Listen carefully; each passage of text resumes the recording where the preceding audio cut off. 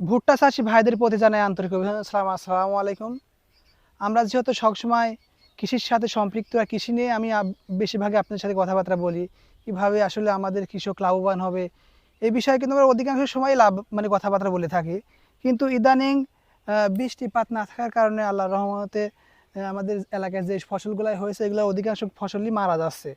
কারণ সারা বাংলাদেশের মধ্যে সবচেয়ে বৃষ্টিপাত আমাদের নাটোর জেলার লালপুর থানা, আমাদের এলাকায় সবচেয়ে বৃষ্টিপাত কম হয়। আর আমাদের এলাকায় বৃষ্টি না হওয়ার কারণে এখন যে পানির লাইন আছে, মোটর থেকে যে পানিগুলো তোলা হয় এই পানিগুলো আসে বিশেষ করে মোটরে না ওঠার কারণে শ্যালো মেশিন দিয়ে কোনোভাবে পানি তোলা যাচ্ছে না।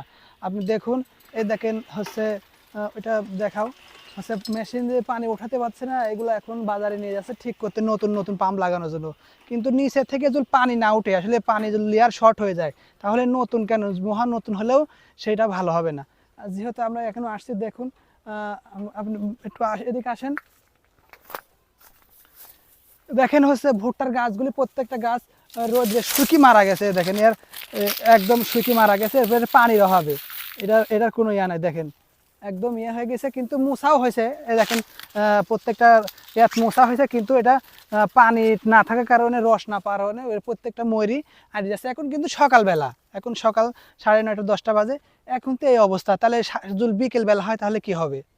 আল্লাহর রহমতে আসলে এটা আল্লাহর কাছে শুকরিয়া জানানো দরকার।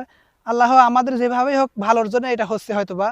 আমরা তো আসলে এটা তো আমাদের নিজস্ব কোনো কিছু করার নাই, আল্লাহ যেমন আমাদের রাখে সেভাবেই আমরা চলতে হবে। তো আসলে এরকমভাবে যদি চলে তাহলে সব ফসল নষ্ট হয়ে যাবে। এখন আমাদের বিকল্প কোনো ব্যবস্থা এখন আল্লাহর রহমতে এটা তো কোনোভাবে সম্ভব না। যদি পানি পাইপ থেকে উঠতো, নিচে লেয়ার যদি সঠিক থাকতো এবং লেয়ার শর্ট না হতো, তাহলে অবশ্যই পানি দিতে পারতাম মেশিন দিয়ে।